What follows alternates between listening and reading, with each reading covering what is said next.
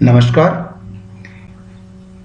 In this video, we will deal chapter number 2, Principle of Management, and only these three concepts.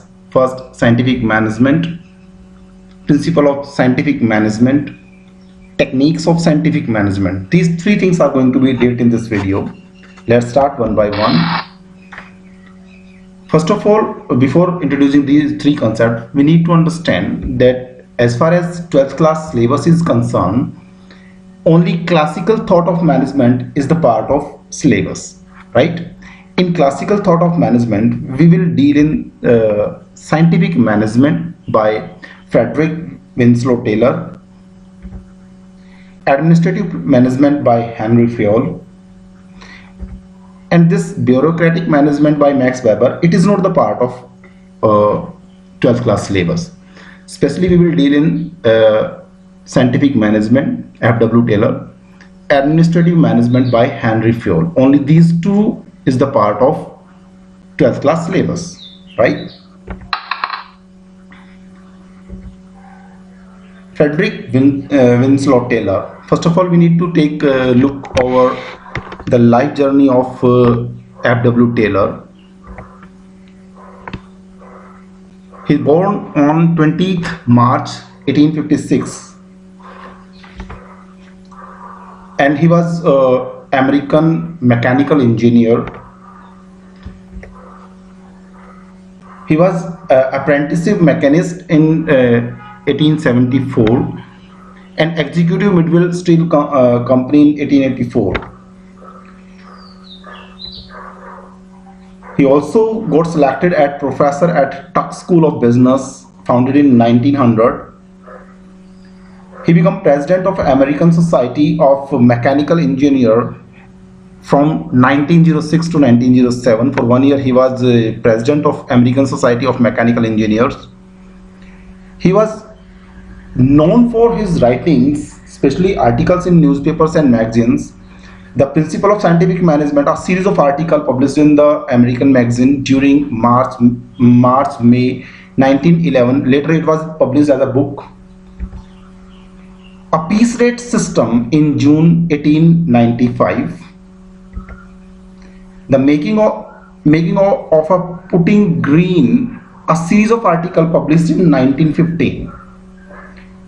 Not for the genius, but for the average man, published in the American magazine in March 1918. This was the work for which F.W. Taylor is known, and he becomes the father of scientific management. Now we are going to concentrate over the meaning of scientific management. Here we need to understand that scientific management is not the use of pure science, means rules, principles of pure science like computer science, mathematics, chemistry in management. Scientific management does not mean the use of science in management. It is actually management by logical and scientifically developed principles and techniques which are based on research and experiments and ignores personal choice, likeness and judgment. Scientific management basically concentrates over developing principles, techniques on the basis of some research, some logical thought. It ignores personal judgment totally. Every decision of the manager must be based on some type of study, some type of logics. It is scientific management. Principles of scientific management. Basically, F.W. Taylor has given 4 principles. First, science not rule of thumb, harmony not discord, cooperation not individualism, development of each and every personal to his efficiency. We will deal one by one. Science not rule of thumb. Here again, scientific inquiry is must, as the definition of scientific management specifies that logical thinking, research, study must be the part of scientific management, or every decision must be based over these. So science not rule of thumb stresses over scientific inquiry, management through study and analysis. Taylor believed that there was only one best method to maximize the efficiency, and this method can be developed through study and analysis only. There is no scope of rule of thumb, means personal choice, personal likeness, personal judgment. There is no space of this in science not rule of thumb. Next, harmony not discord. We need to understand there are three forces working in an organization, namely objectives of the worker. Workers comes into a business, works in a business for fulfilling their own objectives. Second, objectives of the owner, they work for maximization of profit. And objectives of these two forces must be synchronized, must be adjusted by the management. So harmony not discord actually stresses over creating harmony between workers and owners, so that the objectives of both can be simultaneously fulfilled. Harmony not discord, management, worker and owner all should understand the values and the requirement of objectives of one another, and management should make adjustment in these different powers working in a business.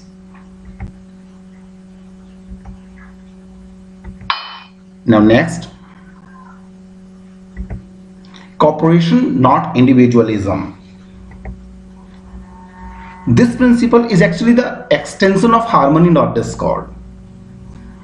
It stresses replacing competition with cooperation, means the objectives of workers and objectives of owner are contradiction to each other. So we need to make the cooperation between owner and worker so the objective of both can be achieved. Management should respect every constructive suggestion made by the employees. There must be an environment created by the management in a business so that every worker may have a say about their working. If they have some appropriate idea, they must be given a platform so that they can disclose that.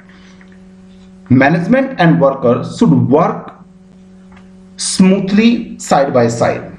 Management should help encourage the worker and should motivate them to work. This is cooperation, not individualism. Next, development of each and every personnel. This principle stresses on providing opportunity to the worker for their upskill, and it also stresses over providing training to the worker for learning best method and appropriate skills. Each worker should be trained, and appropriate thing to be assigned to him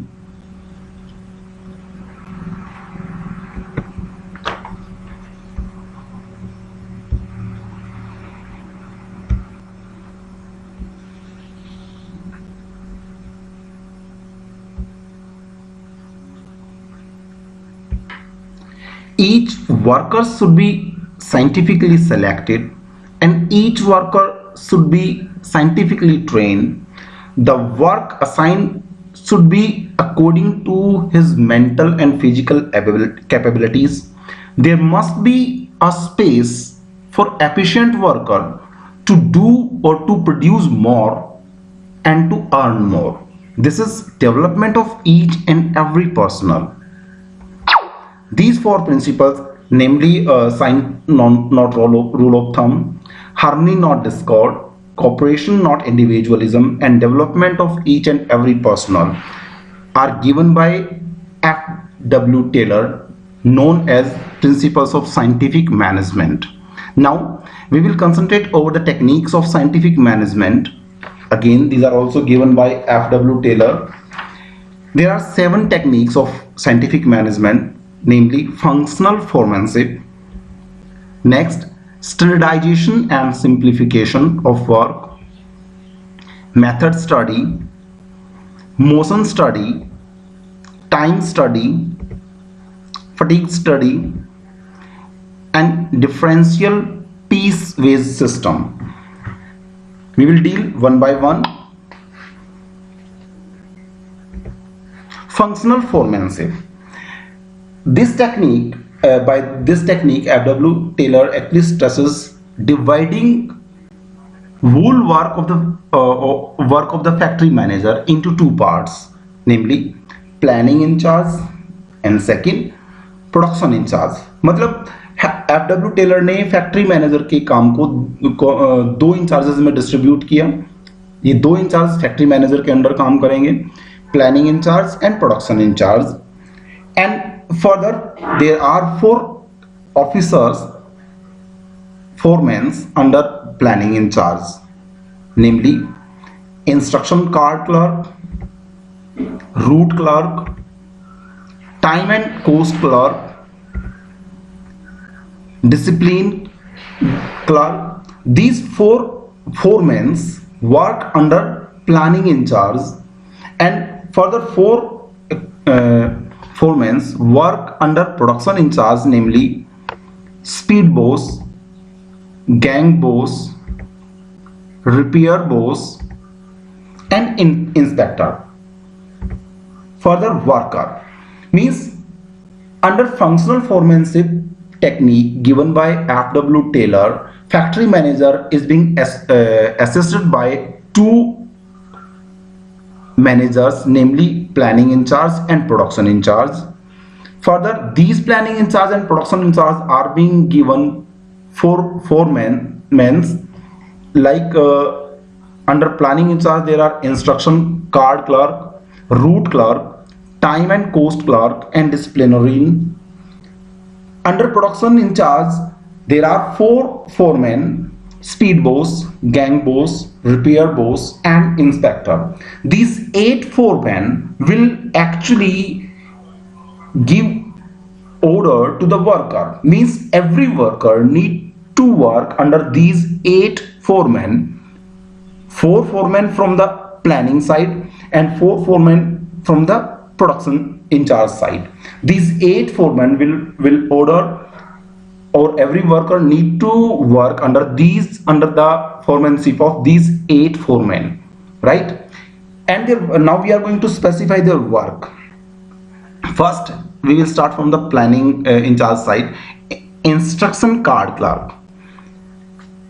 The main duty of the instruction card clerk is to draft and deliver instruction to the worker. All instructions are being framed and delivered to the worker by instruction card clerk. Second, route clerk. The main duty of this foreman is to maintain the route and flow of work for the worker. Means he will guide the worker about the route and flow of the work, how the work is going to be completed. This route is being framed by the route clerk, and it is also intimated to the worker by the route clerk. Next, time and cost clerk.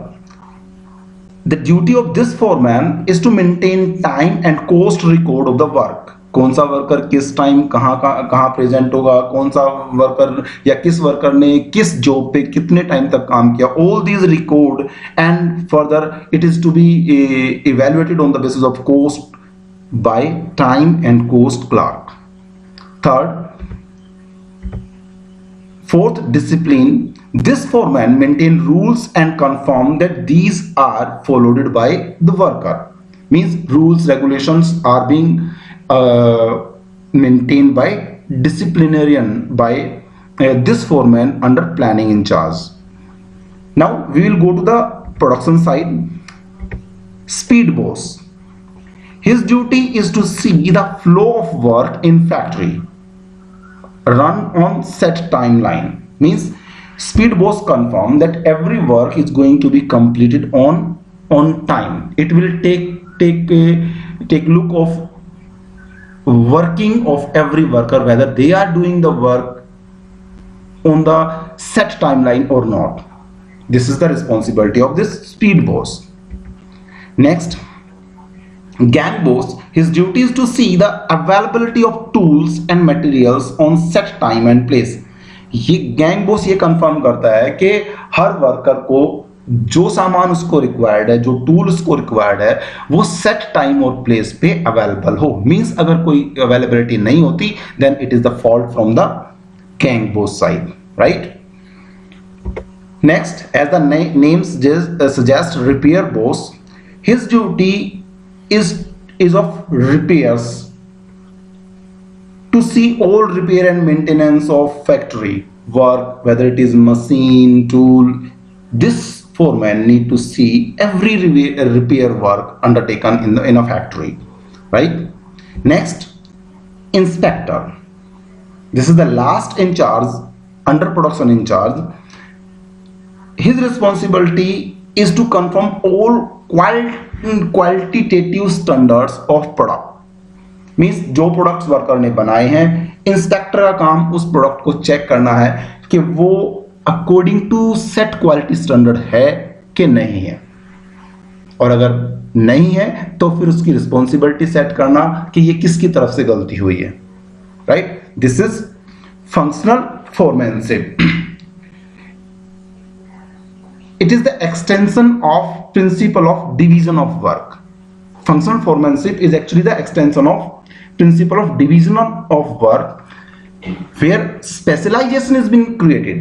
जैसे हम देख रहे हैं कि instruction clerk अलग काम कर रहा है, रूट क्लर्क अलग काम कर रहा है. मतलब प्लानिंग इंचार्ज के अंदर 4 फोरमैन अलग अलग काम उनको बांटा गया है to create specialisation. But the failure of this is that worker need to get order from 8 foreman. 8 आदमियों की तरफ से ऑर्डर वर्कर की तरफ फ्लो करेंगे. It will create some hurdle to the worker. This is first technique, functional foremanship. Next, standardisation and simplification. Standardisation, setting of quantitative and qualitative standards. Standardisation means ये set करना कि एक worker को कितनी quantity और किस quality के product develop किए जाने हैं. And simplification means selection of method and process of production which can generate maximum production with minimum effort and cost. Simplification का मतलब ये होता है कि जो काम हो रहा है उसको कितने सिंपल तरीके से पूरा किया जा सकता है ताकि कॉस्ट कम हो और प्रोडक्टिविटी जनरेट हो. Scientific approach should be followed while maintaining standards and selection of method and process of production. Scientific approach means every quantitative standard or qualitative standard should be set after due calculations and due logical thoughts. Those standards are to be set. While selecting or simplifying the workflow, we are going to select the appropriate method or process of the production. Those should be again selected on the basis of with due research. These methods and process should be selected. This was the second technique, and now we are shifting third technique, method study. Method study में how to select best method. We need to check procurement of raw material, production procedure, we need to check that too. Delivery chain, we need to check this too. Basic objective of method study is to minimize the cost of production and maximize the quality and satisfaction of the customer. We need to see that though we are using the word best, but there is no ultimate best method. Best method are to be defined on the basis of available resources of particular business organization.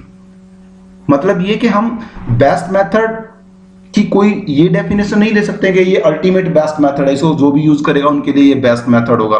Best method एक criteria में select होता है, depends on the availability of resources. किसी business के पास किस तरह की machine available है, किस तरह के फाइनेंशियल स्कोप उनके रिसोर्सेज उनके पास हैं, उसके माध्यम से ही कोई बिजनेस अपने लिए बेस्ट मेथड सेलेक्ट करता है. ये पॉसिबल है कि एक मेथड जो एक बिजनेस के लिए बेस्ट है, हो सकता है वो दूसरे बिजनेस के लिए बेस्ट ना हो. So this is to be defined by appropriate method study. Scientific approach follow करनी है इसमें भी हमें, logical thinking, proper analysis and research. Next, motion study. Motion study refer to the study of movement like lifting, putting object, sitting and changing position. एक worker काम करते time कितनी बार move करता है, कितनी बार उसको झुकना पड़ा है सामान को उठाने के लिए, कितनी बार उसको ऊपर देखना पड़ा है, कितनी बार दाएं बाएं मुड़ना पड़ा है, कितनी बार मशीन की वेट में उसको वेट करना पड़ा है. तो these all motions are to be studied. क्यों करते हैं हम ये स्टडी? दिस स्टडी स्ट्रेसेस और finding out motion which are productive. हमें ये देखना होता है कि एक वर्कर ने कितने मोशन प्रोडक्टिव मोशन थे और कितने मोशन उसके इंसिडेंटल थे जो कि होने ही थे. मोशन विच आर अनप्रोडक्टिव, कितने ऐसे मोशन उसने किए जो कि अनप्रोडक्टिव थे, जिनका कोई फायदा प्रोडक्शन लाइन में नहीं हुआ. सो motion studies being stressed for finding out these three, कि कितने मोशन प्रोडक्टिव हैं, कितने इंसिडेंटल हैं और कितने अनप्रोडक्टिव मोशन हैं. The basic objective behind this study is to elaborating unproductive motions, क्योंकि एक वर्कर काम करते टाइम जितनी बार मूव करेगा उसकी थकान भी उतनी होगी. तो हम अनप्रोडक्टिव मोशंस को उसमें कम करने की कोशिश करते हैं ताकि प्रोडक्शन और प्रोडक्टिविटी बढ़े. Next, time study. It determines the standard time taken to perform a well defined job. एक पर्टिकुलर काम को करने के लिए कितना टाइम लगता है, ये फाइंड आउट करना टाइम स्टडी कहलाता है. इसके लिए हम स्टॉप वॉच और ऑब्जर्वेशन मेथड यूज करते हैं. कोशिश ये की जाती है कि एक बार में ही टाइम सिलेक्ट ना किया जाए. टाइम स्टडी में रेगुलर आपके जो एफिशिएंट वर्कर है, सेमी एफिशिएंट वर्कर और नॉन एफिशिएंट वर्कर सबकी स्टडी की जाती है और उसके माध्यम से we try to define average time. Tool क्या है इसके? Stop watch and observation.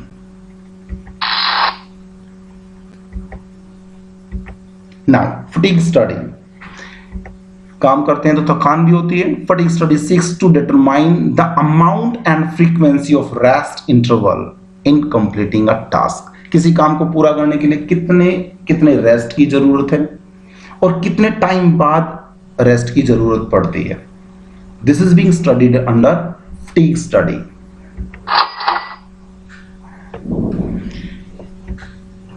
Differential wage system.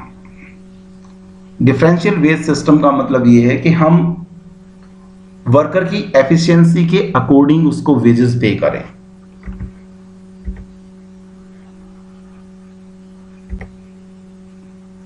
दो तरह के वर्कर को डिफाइन किया जाता है. One who perform above the set standard. हमने स्टैंडर्ड सेट कर रखे हैं कि एक वर्कर को मान लिया 100 यूनिट बनानी है, तो कितने ऐसे वर्कर हैं जो 100 यूनिट से ज्यादा बनाते हैं और कितने ऐसे वर्कर हैं जो 100 यूनिट से कम बनाते हैं. Means the basic idea of differential piece wage system is to create a system by which an efficient worker is capable to generate more wages and non-efficient worker will be motivated by that.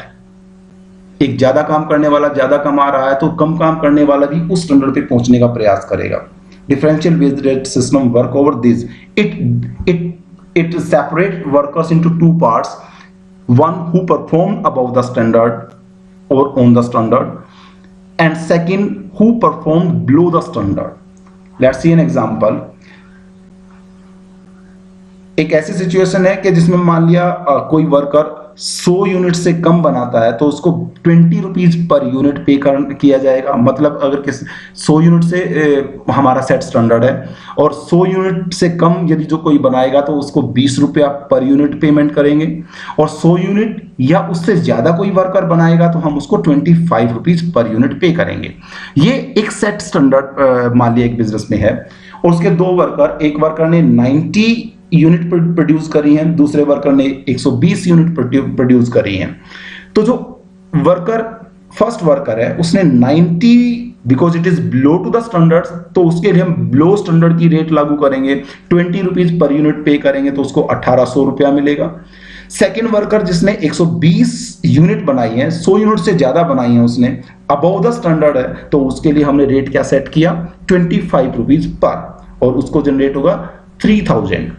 तो differential piece wage system actually stresses over giving the higher rates to the more efficient worker, right? जो standard या standard से ज्यादा काम करता है उसके लिए हम हायर वेज रेट्स सेट करते हैं पर यूनिट वेज रेट, और जो स्टैंडर्ड से कम करता है उसके लिए लोअर वेज रेट सेट करते हैं। This is differential piece rate system. इस तरह हमने आज के इसमें वीडियो में हमने डील किया है, basically we dealt on 4 principles of scientific management given by F.W. Taylor and 7 techniques of management given by F.W. Taylor, right? Thanks a lot for watching this video.